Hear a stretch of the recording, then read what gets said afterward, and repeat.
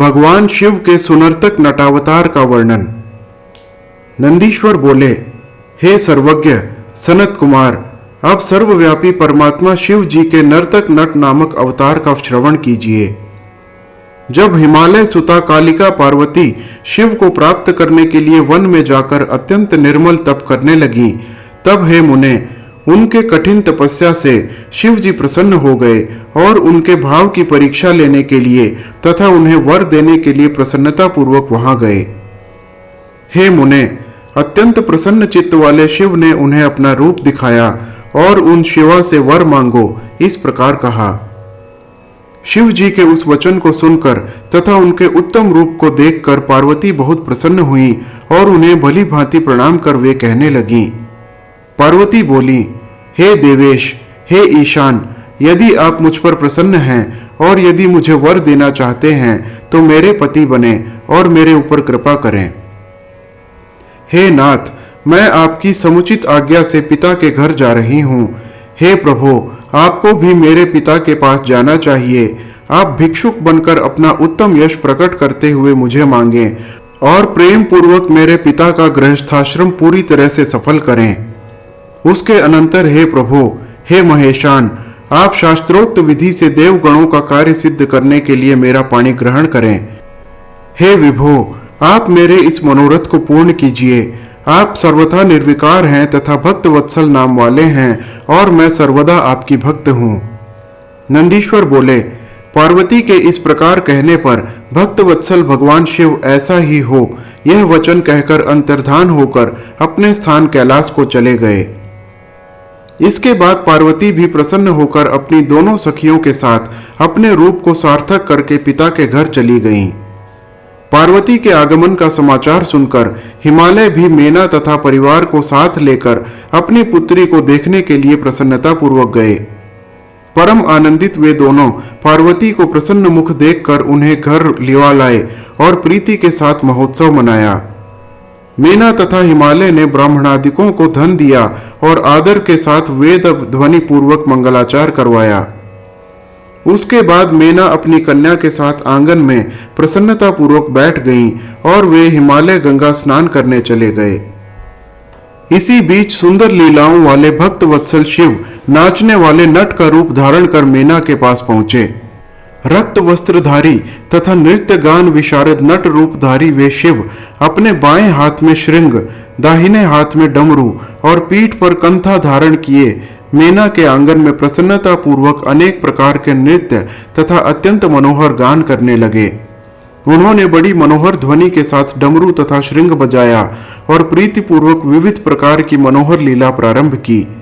उन्हें देखने के लिए वहां नगर के सभी बालक, वृद्ध, पुरुष एवं स्त्रियां सहसा आ पहुंचे।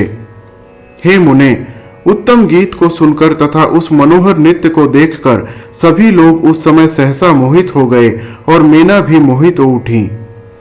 इसके बाद उनकी लीला से प्रसन्न मन वाली मेना शीघ्र ही स्वर्ण पात्र में रखे हुए रत्नों को उन्हें प्रीतिपूर्वक देने के लिए गईं।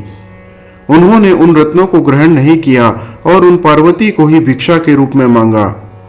वे पुनः कौतुक से उत्तम नृत्य तथा गान करने लगे। उनका वचन सुनकर विस्मित हुई मेना बहुत क्रुद्ध हो गईं। उन्होंने भिक्षुक की भर्त्सना की और उसे बाहर निकालने की इच्छा की। इसी समय पर्वतराज हिमालय गंगा स्नान कर वहां आ पहुंचे। उन्होंने मनुष्य रूप धारण किए हुए उस भिक्षुक को सामने आंगन में स्थित देखा। तब मेना के मुख से वह सारा वृत्तांत सुनकर उन्होंने भी बड़ा क्रोध किया और उस भिक्षुक को बाहर निकालने के लिए अपने सेवकों को आज्ञा दी। मुनि सप्तम, प्रलयाग्नि के समान जलते हुए तेज से अत्यंत दुस्सह उस भिक्षुक को बाहर निकालने में कोई भी समर्थ नहीं हुआ। उसके बाद हे तात, अनेक प्रकार की लीला करने में निष्णात उस भिक्षुक ने शैलराज को अपना अनंत प्रभाव दिखलाया। हिमालय ने शीघ्रता से उस विष्णु रूपधारी, फिर ब्रह्म रूप और थोड़ी देर में सूर्य रूप धारण किए हुए देखा। हे तात, इसके थोड़ी ही देर के बाद उसको अत्यंत अद्भुत एवं परम तेजस्वी रुद्र रूप धारण कर पार्वती के साथ मनोहर हास करते हुए देखा। इस प्रकार उन्होंने वहां उसके अनेक सुंदर रूपों को देखा और वे आनंद से विभोर हो विस्मित हो उठे। इसके बाद सुंदर लीला करने वाले उस भिक्षु ने शैल एवं मेना से केवल पार्वती को ही भिक्षा रूप में मांगा और अन्य कुछ भी ग्रहण नहीं किया। पार्वती के वाक्यों से प्रेरित होकर भिक्षु रूप धारण करने वाले परमेश्वर इसके बाद अंतर्धान हो गए और शीघ्र ही अपने स्थान को चले गए। तब मेना एवं हिमालय को उत्तम ज्ञान हुआ कि सर्वव्यापी शिव हम दोनों को ठग कर अपने स्थान को चले गए। हमें अपनी इस तपस्विनी कन्या पार्वती को उन्हें प्रदान कर देना चाहिए, ऐसा विचार करके शिव जी में उन दोनों की उत्कट भक्ति हो गई। इस प्रकार की महालीलाएं करके शिव जी ने पार्वती से भक्तों को आनंद देने वाला विवाह प्रेम पूर्वक विधि विधान के साथ किया। हे तात, इस प्रकार मैंने पार्वती के अनुरोध को पूर्ण करने वाला शिव का सुनर्तक नट नामक अवतार आपसे कहा। मेरे द्वारा कहा गया यह आख्यान अत्यंत श्रेष्ठ तथा पवित्र है। जो भी इसे प्रेम पूर्वक सुनता है वह सुखी होकर सद्गति प्राप्त कर लेता है। परमात्मा शिव के द्विजावतार का वर्णन। नंदीश्वर बोले, हे सर्वज्ञ सनत कुमार, अब साधुवेश धारण करने वाले ब्राह्मण के रूप में परमात्मा शिव का जिस प्रकार अवतार हुआ उसे आप सुने। मेना और हिमालय की शिव में उत्कट भक्ति देख देवताओं को बड़ी चिंता हुई और उन लोगों ने आदर पूर्वक परस्पर मंत्रणा की। यदि शिव में अनन्य भक्ति रखकर हिमालय उन्हें कन्या देंगे तो निश्चित रूप से ये शिव का निर्वाण पद प्राप्त कर लेंगे। अनंत रत्नों के आधारभूत ये हिमालय यदि मुक्त हो जाएंगे तो निश्चय ही पृथ्वी का रत्न गर्भा यह नाम व्यर्थ हो जाएगा। शिव जी को अपनी कन्या के दान के पुण्य से वे अपने स्थावर रूप को त्याग कर दिव्य शरीर धारण करके शिवलोक को प्राप्त करेंगे। फिर शिव जी के अनुग्रह से शिव सारूप्य प्राप्त करके वहां सभी प्रकार के भोगों को भोग कर बाद में मोक्ष प्राप्त कर लेंगे। हे मुने, इस प्रकार विचार कर अपने स्वार्थ साधन में कुशल उन सभी देवताओं ने गुरु बृहस्पति के घर के लिए प्रस्थान किया। वहां जाकर उन लोगों ने गुरु से निवेदन किया। देवता बोले, हे गुरु, आप हम लोगों का कार्य सिद्ध करने के लिए हिमालय के घर जाइए और शिव जी की निंदा कर हिमालय के चित्त से शिव के प्रति आस्था दूर कीजिए। हे गुरु, वे हिमालय श्रद्धा से अपनी कन्या शिव को देकर मुक्ति प्राप्त कर लेंगे, किंतु हम लोग ऐसा नहीं चाहते। हमारी इच्छा है कि वे यहीं पृथ्वी पर रहें। देवताओं का यह वचन सुनकर बृहस्पति ने विचार करके उनसे कहा। बृहस्पति जी बोले, हे देवताओं, आप लोगों के मध्य से ही कोई एक पर्वतराज के पास जाए और अपना अभीष्ट सिद्ध करे। मैं इसे करने में सर्वथा असमर्थ हूँ। अथवा हे देवताओं, आप लोग इंद्र को साथ लेकर ब्रह्मलोक को जाइए और उन ब्रह्मा से अपना सारा वृत्तांत कहिए, वे आप लोगों का कार्य करेंगे। नंदीश्वर बोले, हे सनत कुमार, यह सुनकर विचार करके वे देवता ब्रह्मा की सभा में गए और उन लोगों ने ब्रह्मा के आगे सारा वृत्तांत निवेदन किया। उनका वचन सुनकर ब्रह्मदेव ने भली भांति विचार कर उनसे कहा, मैं तो दुख देने वाली तथा सर्वथा सुखापहारिणी शिव निंदा नहीं कर सकता।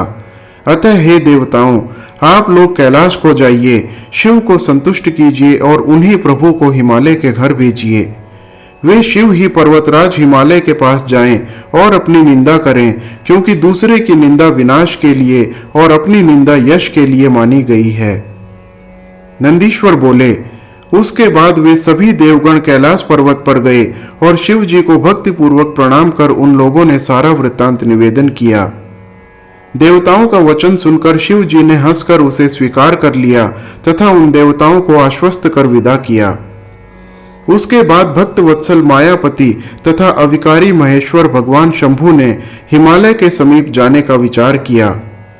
दंड, छत्र, दिव्य वस्त्र तथा उज्जवल तिलक से विभूषित हो, कंठ में शालग्राम शिला तथा हाथ में स्फटिक माला धारण कर साधु वेशधारी ब्राह्मण के वेश में भक्ति भाव से वे श्री विष्णु के नाम का जप करते हुए बंधु बांधवों से युक्त हिमालय के यहाँ शीघ्र गए। उन्हें देखते ही हिमालय सपरिवार उठ खड़े हुए। उन्होंने विधि पूर्वक भूमि में साष्टांग दंडवत कर उन्हें प्रणाम किया। उसके अनंतर शैलराज ने उन ब्राह्मण से पूछा कि आप कौन हैं। तब उन योगी विप्रेंद्र ने बड़े आदर के साथ शीघ्र हिमालय से कहा। साधु द्विज बोले, हे शैलराज, मेरा नाम साधु द्विज है। मैं मोक्ष की कामना से युक्त परोपकारी वैष्णव हूँ और अपने गुरु के प्रसाद से सर्वज्ञ तथा सर्वत्र गमन करने वाला हूँ। हे शैल सत्तम, मैंने विज्ञान के बल से अपने स्थान पर ही जो ज्ञात किया है उसे प्रीतिपूर्वक आपसे कह रहा हूँ। आप पाखंड त्याग कर उसे सुने। आप इस लक्ष्मी के समान परम सुंदरी अपनी कन्या को अज्ञात कुल तथा शील वाले शंकर को प्रदान करना चाहते हैं। हे शैलेंद्र, आपकी यह बुद्धि कल्याणकारिणी नहीं है। ज्ञानियों में श्रेष्ठ हे नारायण कुलोद्धव, इस समय विचार कीजिए। हे शैलराज, आप ही विचार कीजिए। उनका कोई एक भी बंधु बांधव नहीं है। आप इस विषय में अपने बांधवों तथा अपनी पत्नी मेना से पूछिए। आप पार्वती को छोड़कर यत्न पूर्वक मेना आदि सबसे पूछिए, क्योंकि हे शैल, रोगी को औषधि अच्छी नहीं लगती, उसे तो सदैव कुपथ्य ही अच्छा लगता है। मेरे विचार से पार्वती को देने के लिए शंकर योग्य पात्र नहीं है। इसे सुनने मात्र से बड़े लोग आपका उपहास ही करेंगे। वे शिव तो निराश्रय, संग रहित, कुरूप, गुण रहित, अव्यय, श्मशानवासी, भयंकर आकार वाले, सांपों को धारण करने वाले, दिगंबर, भस्म धारण करने वाले, मस्तक पर सर्पमाला लपेटे हुए, सभी आश्रमों से परिभ्रष्ट तथा सदा अज्ञात गति वाले हैं। ब्रह्मा जी बोले, अनेक लीलाएं करने में कुशल शिव जी इस प्रकार शिव निंदा युक्त सत्य सत्य वचन कहकर शीघ्र ही अपने स्थान को चले गए। ब्राह्मण के कहे गए अप्रिय वचन को सुनकर दोनों का स्वरूप विरुद्ध भावों वाला एवं अनर्थ से परिपूर्ण हो गया और वे विचार करने लगे कि अब हमें क्या करना चाहिए। इस प्रकार उन रुद्र ने भक्तों को प्रसन्न करने वाली महान लीलाएं की और पार्वती के साथ विवाह कर देव कार्य संपन्न किया। हे तात, हे प्रभो, इस प्रकार मैंने देवगणों का हित करने वाले साधु वेशधारी द्विज नामक शिवावतार का वर्णन आपसे किया है। यह आख्यान पवित्र, स्वर्ग की प्राप्ति कराने वाला, आयु की वृद्धि करने वाला तथा उत्कृष्ट है। जो इसे पढ़ता अथवा सुनता है वह सुखी रहकर उत्तम गति को प्राप्त करता है। हर हर महादेव।